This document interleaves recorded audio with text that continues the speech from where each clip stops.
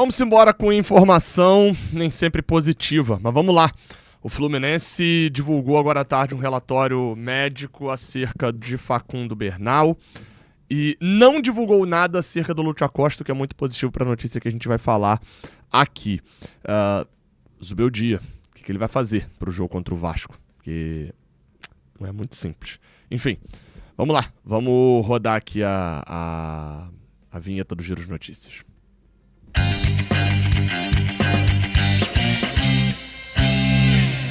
Seja bem-vindo, você guerreiro, você guerreira de todo o Brasil, de todo mundo, aqui é o canal Raiz Tricolor. Eu sou o Gabriel Amaral, sou jornalista e sou tricolor. Vamos lá, tá? Começando com uma notícia muito ruim, que é a notícia do Facundo Bernal. Como eu falei, o próprio Fluminense soltou um comunicado falando que após deixar o jogo contra o Palmeiras na última quarta-feira, dia 25/2, o volante Facundo Bernal teve detectada uma lesão parcial do ligamento cruzado posterior do joelho direito. O próprio Fluminense deu uma expectativa de retorno, né, uma previsão de retorno para 30 dias. Ou seja, Facundo Bernal volta reta final de março, tem data FIFA, então provavelmente ele retorna para o início da Libertadores, né? Tem Fluminense-Corinthians, Coritiba e Fluminense, depois já começa a Libertadores. Então Facundo Bernal perde nesses jogos o jogo de volta da semifinal do Carioca, uma possível final do Campeonato Carioca e também 4 jogos do Campeonato Brasileiro: Remo, Atlético Paranaense, Atlético Mineiro e Vasco. Esses os jogos que o Bernal perde. Ele até postou na sua rede social, no seu Instagram, pouco depois ali do comunicado do Fluminense, uma foto dele, né, o comunicado do Fluminense, uma foto dele com o filé ali atrás, e aí até vi um comentário, assim, confesso que não lembro o perfil, mas passou pela minha timeline falando assim: pô, imagina a tristeza que você tá quando você se lesiona, mas você abre um sorriso na hora que você percebe que você vai ser tratado pelo filé. Tipo assim, em boas mãos, você tá com certeza, né? Seguindo essa lógica, né, das lesões, Lúcio Acosta sentiu o músculo superior aqui, né, o glúteo esquerdo, num chute contra o Palmeiras de perna esquerda na reta final do primeiro tempo, precisou ser substituído. E após o jogo, a gente até perguntou lá à assessoria do Fluminense, o Zubeldia respondeu também na coletiva falando que era uma dor, enfim, ele não tinha como cravar nada, precisava dos exames. Os exames foram feitos e nada foi constatado no Lúcio Acosta. É aquela história, né? O piso é mais duro, cansa mais. O Lúcio Acosta jogou 77 minutos contra o Vasco e mais 45 contra o Palmeiras. E isso dá uma desgastada. Ele já está com 10 jogos na temporada. Para vocês terem dimensão, se você pega a temporada anterior até julho, até o momento em que o Lúcio Acosta chega no Fluminense, tá? Considerando a temporada novamente, a temporada anterior, ele sai lá do Dallas até 25 de julho. Ele tinha jogado até aquele momento 23 jogos apenas no ano. 21 jogos pela MLS que ele tinha jogado. Ele já tem nessa temporada, e a gente não saiu de fevereiro, 10 partidas, e isso porque está sendo dosada ali a quantidade de jogos. Lúcio que fez gol contra o Palmeiras, já tem 3 gols na temporada, é uma boa notícia. Lúcio vai jogar contra o Vasco? Eu acho que hoje é dúvida, dá para chamar ele de dúvida, e eu diria que a possibilidade é pequena. Talvez segurar o Lúcio Acosta para o segundo tempo, você ter ele como arma, o Fluminense larga ganhando de 1-0, o time do Vasco já não vem bem, o Fluminense é favorito, e aí do tipo, tá perdendo, bota o Lúcio já ali, mas se puder não botar, não bota. Acho que vai ser esse o perfil adotado pelo Fluminense. Ao mesmo tempo, a gente fala sobre Hércules também. O Fluminense postou essa foto aí que deixou um monte de gente maluca, assim, porque e não é só tricolores não, tá? Porque o Hércules tá com um bíceps gigantesco, parece uma foto editada. É meio bizarro. E isso não chamou atenção só da galera que torce pelo Fluminense, não. A galera que torce pelo Fortaleza também, ou como diz a galera de Fortaleza, que torce Fortaleza, né? Que me mandaram print, assim, falando também, cara, o nutricionista do Fluminense é o Léo Stronda, preparador físico é o Júlio Balestrin, mandaram aqui falando da galera maromba. De fato, fisicamente o Hércules impressiona mesmo, o Martinelli a gente já viu assim também, esse ganho de força física. Isso eu acho que ainda se complementa a distribuição de faixa de idade dos jogadores do Fluminense hoje, um levantamento feito pela página Data Futebol, uma página muito interessante lá no Twitter, sobre a distribuição com jogadores com pelo menos 10 minutos no Brasileirão. Ou seja, uma distribuição do elenco dos clubes. E quando você vê o Fluminense hoje, essa barrinha verde aqui é jogadores entre 24 e 31 anos, que na teoria é justamente o momento em que você está no seu auge físico. O Fluminense é um dos principais times com jogadores nessa faixa de idade, tá? Apenas Mirassol, Remo tem mais jogadores nessa faixa de Mirassol e Remo tem mais jogadores nessa faixa de idade. E o Vitória tem a mesma quantidade. O Fluminense tem aqui, né, considerando também na faixa de 35 mais, um jogador que é o Fábio, que consome ali, né, praticamente todo os minutos que tem disponíveis. Então isso já chama mais atenção, mas que joga como se tivesse 25, né? Enfim, me chama atenção também o Fluminense não tem ninguém abaixo de 18 anos tendo jogado, tá? O Campeonato Brasileiro. O Fluminense tem xerém, tem que usar xerém e poderia ter mais disponibilidade ali também, pensando no macro, não olhando ali individualmente a questão de cada jogador. Sobre a questão do jogo contra a equipe do Vasco, eu vou botar aí na tela para a gente poder falar sobre a provável escalação da partida contra o Vasco. Por quê? Porque a situação desse jogo influencia muito. E o fato da gente não saber quem é que vai jogar.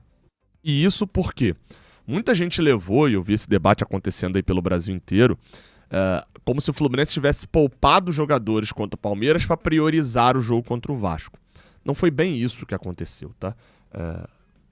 Se você reparar os jogos do Fluminense na temporada, o Fluminense vem atuando com um time intercalado. Num jogo joga o que seria o time principal, no outro jogo joga o que seria um time alternativo. Claro, mantendo um zagueiro, mantém um meia, alguns jogadores que têm essa capacidade física um pouco mais avantajada. Se você for buscar desde lá de trás, tá? O Fluminense faz isso como uma programação de não botar o mesmo time para atuar 2 vezes na semana. Aconteceu isso quando o Fluminense, por exemplo, jogou com os titulares contra o Flamengo, depois jogou com o seu time... jogou com o seu time alternativo contra o Flamengo no Carioca. Você vê, naquele jogo, a gente jogou com Lima, a gente jogou com Facundo Bernal, que até aquele momento seria encarado como reserva, a gente jogou com Arana, jogou com Guga, Nonato. No jogo contra o Grêmio estava lá Samuel Xavier, René, o Martinelli de volta, Lúcio Acosta. Claro que alguns jogadores, como é o caso do John Kennedy, estão jogando direto, não tem muita opção, né? E alguns também estão atuando mais de uma vez.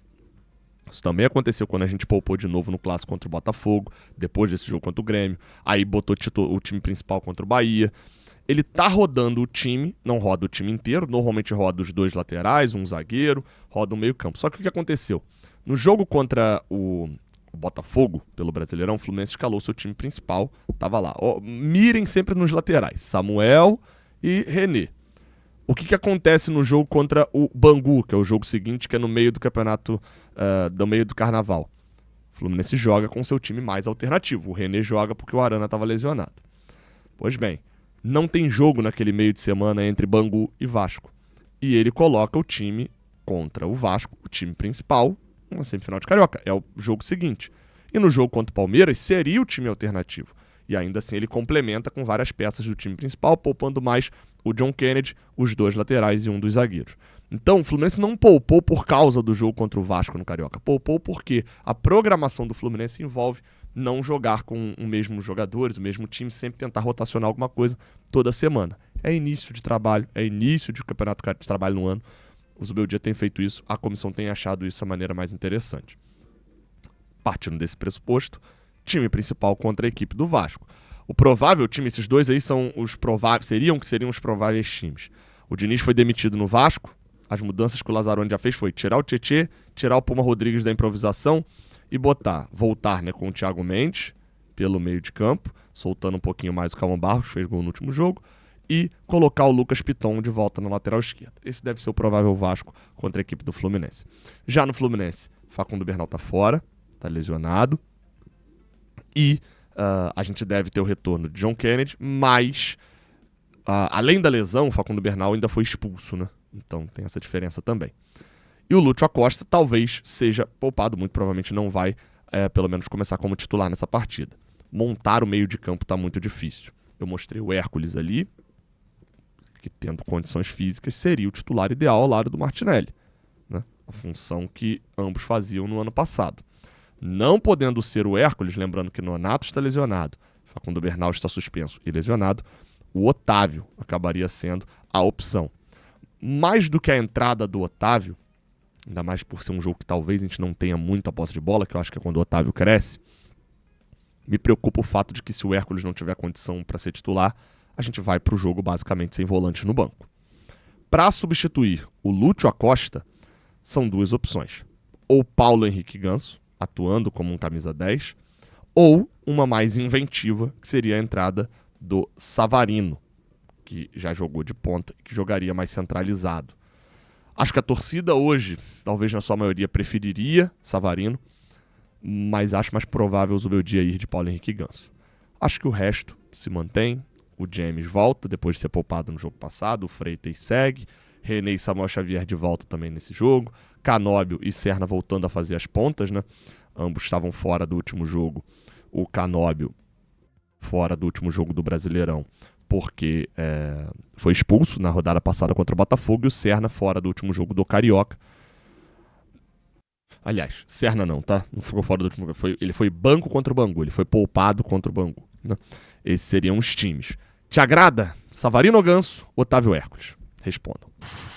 E pra fechar, cara, uma fala ontem na coletiva do Lanús, do treinador da equipe Granate, quando foi campeã. O Maurício Pellegrino deu a entrevista coletiva e foi perguntado sobre o Rodrigo Castillo e sobre a possibilidade de venda dele para o Fluminense. Eu não vou botar aqui o vídeo do Daniel Kaiser, que trouxe ali a informação e a tradução, porque a qualidade do áudio não está 100%, seria em espanhol, teria que traduzir aqui, então não vou nem dar o play aqui não, só para vocês terem a dimensão aí da questão do áudio. Pero bueno, ojalá que lo podamos tener mucho tiempo, porque para nosotros es un delantero que no es difícil tener en Argentina. Obviamente nosotros estamos más acostumbrados a vender a los mejores futbolistas y tenemos que ingeniarnos cuando se te va algún jugador, pero ojalá que podamos sostener el plantel. Ele continua, mas basicamente ele disse, como diz aqui o Daniel Kaiser, que há mais de um interessado no Rodrigo Castillo. Esse tipo de jogador é difícil de manter, né, na Argentina, e que o Fluminense, a gente já sabe, né, custa 10 milhões de dólares. Aí por 10 milhões, passada a euforia do jogo e do título em cima do Flamengo, é demais. Fato é que o tic-tac do relógio não para. São 27 de fevereiro e na terça-feira acaba a janela internacional. Lembrando que o Fluminense também quer um volante. Tamo junto, se inscreve, deixa o like, até a próxima. Valeu!